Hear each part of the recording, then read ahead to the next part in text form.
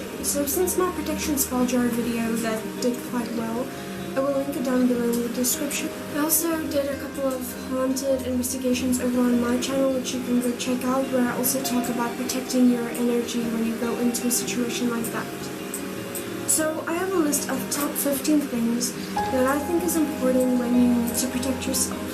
The first thing is shielding and also energy barriers.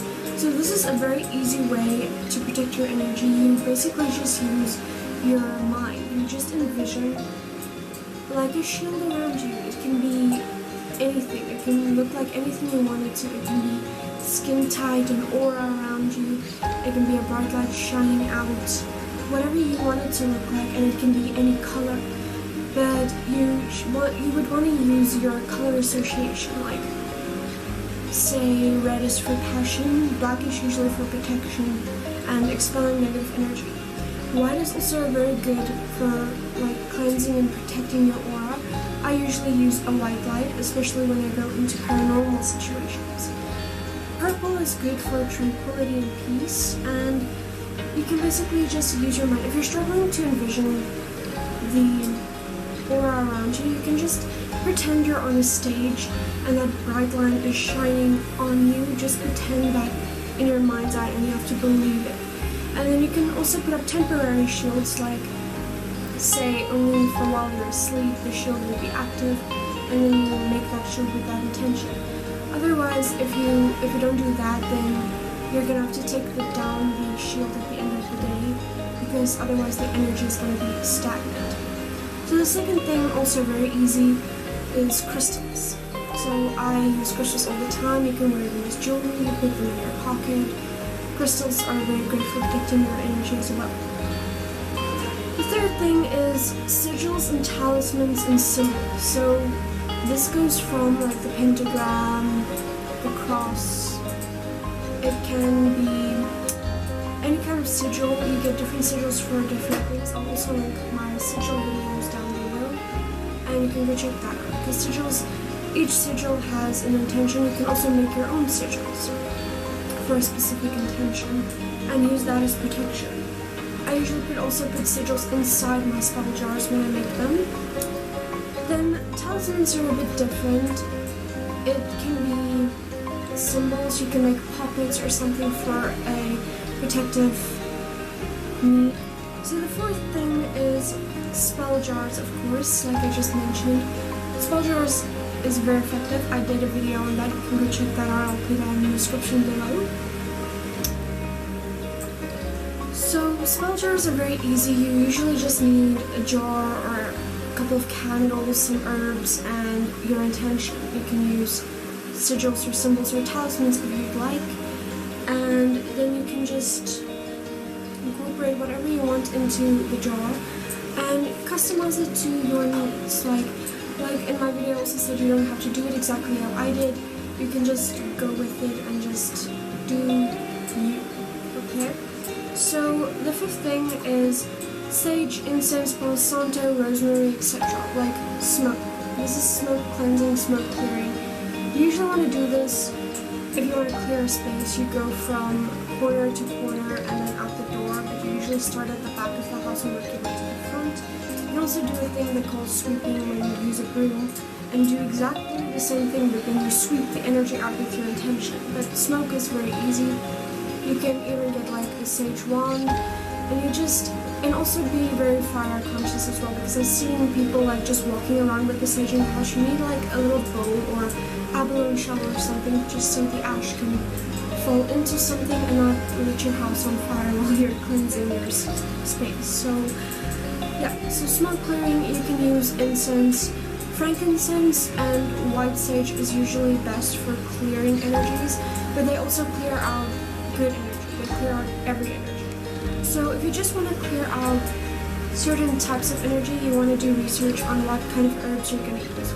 Rosemary is more of a gentle cleanser, whereas palo santo only clears out negative energy and you use the good energy. So palo santo is really highly recommended, and also sage is kind of a problem because of the overuse of sage. It's being like the plants are kind of extinct, so you should be mindful of that also when you're using sage.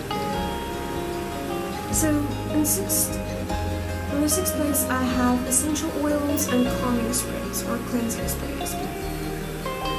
You can get like sprays for any kind of intention. Again, you can make your own. I have a recipe for a fairly easy one. You use partly vinegar, partly water, and then some rosemary. You can add lavender if you want to. You can add amethyst if you want to. You can also do one that's like 3 parts witch hazel, moon water, and then you can mix that with some essential oils, which is like lavender, rosemary. Lavender and rosemary is very good for cleansing. Vinegar and salt is really good cleansing out spirits, but I wouldn't put salt in the water if you're going to spread it on furniture because salt can be damaging to some surfaces.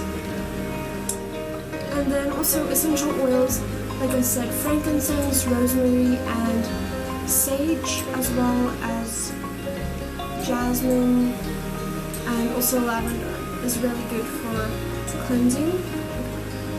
And you can also use essential oils in like humidifiers, like air purifiers, or you can just drop a few drops on a pillow. You can make like a witchy bag and put some drops in there, along with some sigils and herbs and stuff. And bay leaves are also really good for cleansing that energy if you would like to burn them as well. Or you can just put them in the witchy bag. But that is also if you want to do like the smoke cleansing, like I said in number 5, then you can also use bay leaves. So in 7th place we have grounding and earthing. So there's a difference between the two.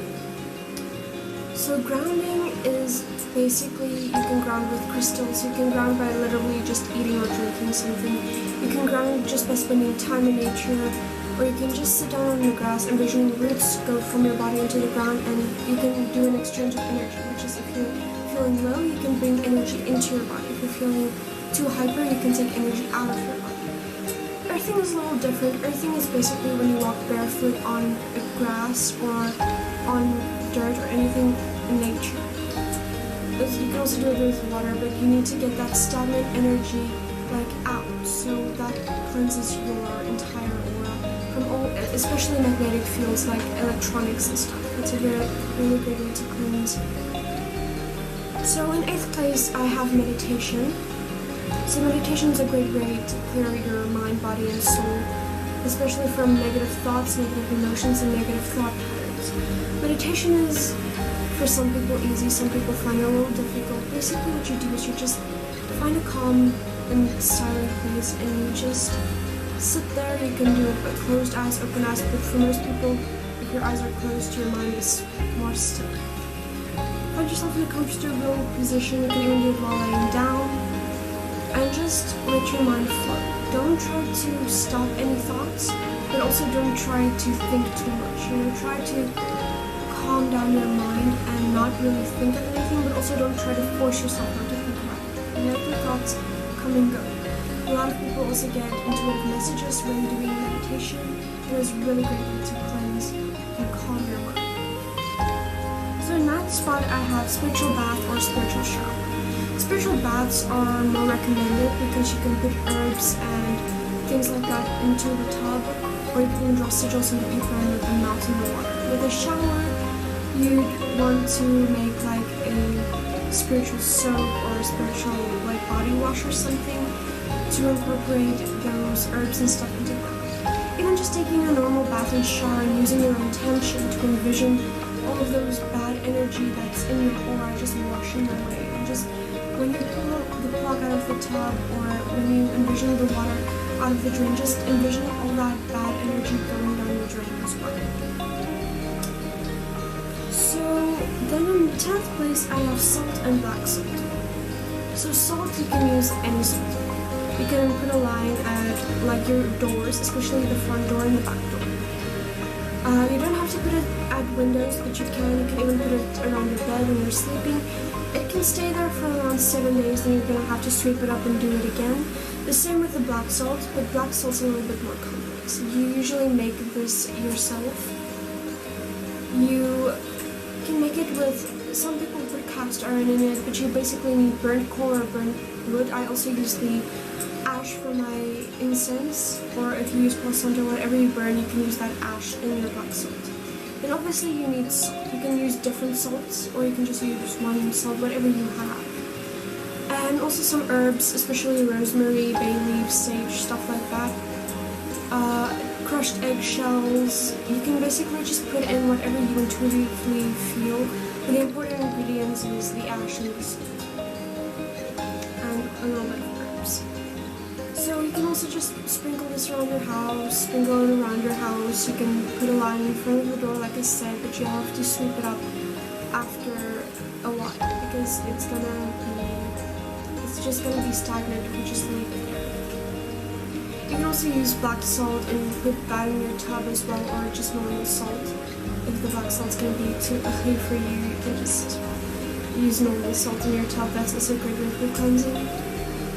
In 11th spot I have animals, and a lot of people think I'm kidding about this, but animals is a very great way to detect any weird energy disturbances, especially if there's like something evil in your house. Animals are very good at alerting you. It's like an alarm system.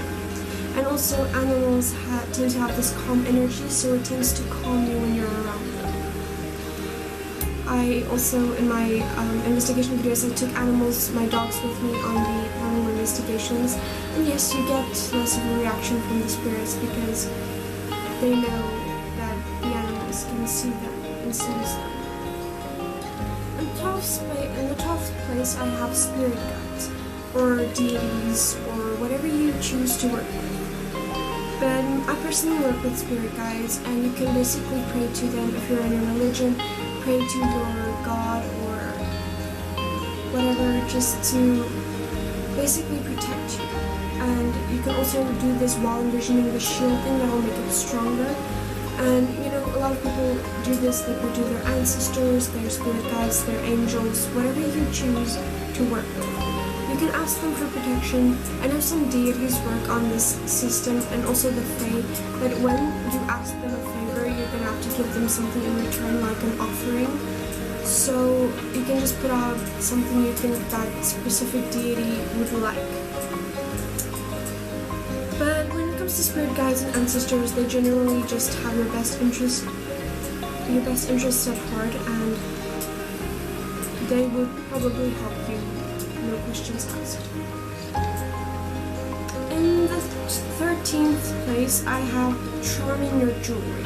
So this is something I do all the time. It's very easy. You take your jewelry. Don't do this while your jewelry is on you. You take the jewelry in your hands. You close your hands and then you basically just go like this. Breathe your intentions into that piece of jewelry. Of course, you're going to want to cleanse the jewelry before you do this. Like cleanse it with a little bit of sage or Palo Santo or incense. Or you can just lay it on a bed of salt overnight. And then when you're done, you can just breathe your intention into the jewelry. Do this as long as you feel necessary. And then you can just put it on. Some people leave their jewelry out in the full moon, almost like moon water, and that also charms your jewelry. And you're also gonna want to do this on a regular basis, say at least once a month, to just reset the energy. Just clear off the old energy and then reset the new. So in the 14th place, I have moon water, but this goes of a wide range of things. You get moon water, you get sun water, you get storm water, thunder water, wind water. You know, you can basically use any element to charge a jar of water. I recommend using a glass jar because plastic tends to hold onto negative energy. So with moon water, you leave it out in moonlight. You do it when the sun is down, and you go fetch it before the sun gets up. And with the sun as well, you put it when the sun's already out and before the sun goes down. Same thing with the storm. When the storm starts, you go put it out, and when the storm's finished, you can go get it again. Same thing with wind. You leave it out on a windy day, just go get it afterwards. And you can just use different techniques to charge your water with different elements. But most people use moon water, and you can also use the different phases of the moon. Most people choose full moon because the full moon is the most powerful. You can also use a new moon or just any moon phase, but every moon phase has a different energy and vibration. so full moons are recommended, but you can even like do different moon waters and put a label on each bottle for every different moon phase, and then you can use different waters in different spells or rituals or even bath rituals or whatever you choose to use it for. And then that cleanses too. You can even put moon water and stuff like that in your tea or make food with it. The options are just endless. And then in 15th place I have like singing bowls, bells, calm music, binaural beats, Gregorian chants, and also just clapping your hands. So this is a wide range, basically cleansing with sound. Now Tibetan singing bowls is the easiest thing and they are basically the best tool for the situation. But if you don't, witchcraft is all about what you have, not what you can get. Witches used to use stuff they already had. They didn't go out and bought things just because they wanted it or needed it. Witchcraft isn't about the aesthetics. So what you can do to clear a room or energies or even just make yourself feel a little bit more calm. You'll literally just clap your hands. Go from room to room in your house and just clap your hands. Everyone in your house are probably going to think you're kind of nuts, but this really, that vibration cleanses the energy. Same thing with bells, singing bowls. You can do the same thing. A lot of people use singing bowls and bells when they're meditating. There's so many different tools you can use out there, so many different methods you can use to cleanse yourself and protect your energy. But I'm just listing the top 15 that I think is the most effective. So binaural beats comes with a warning because some people actually can get seizures while listening to it. But I recommend the first time you are listening to it, make sure you're with someone just to see how it makes you feel, what it does to you.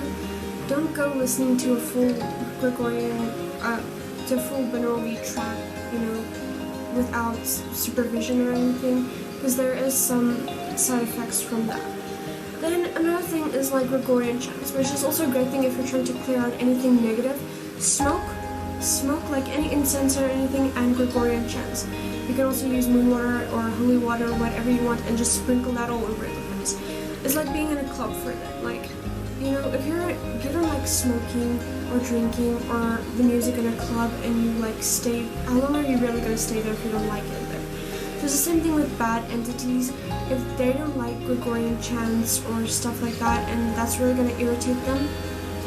And yeah, so that's about that. You can also just play calm music, and everything has a vibration. So you can just intuitively pick whatever you need. And I also do want to say one thing about crosses before I end this video. That actually coincides with the thing about the talismans and stuff that I said in number 3, but crosses don't always just protect you from negative places. If a place is haunted and you put up crosses everywhere, that's going to make it worse, not better. Because this is kind of my alarm system, because evil entities it's like holding a cross to a vampire. It kind of pisses them off more than you're doing any good. So they don't like holy objects, I guess. So this is kind of more of a warning. It's not like they're gonna, I also chill in my jewelry, but it's not like they're gonna leave me alone just because I wear a cross, It's kind of more gonna piss them off and kind of gonna stir the energy and you can have more of a result. So that's just a tip for some of you. This might be contradictory to some. This is just personal experience in my opinion, but if you believe differently, then you go with that. You do you, and that's the most important thing about witchcraft. So that's all for this video, guys. So I hope you guys have a fantastic morning, night, or afternoon, wherever you are, and bless. Bye, guys.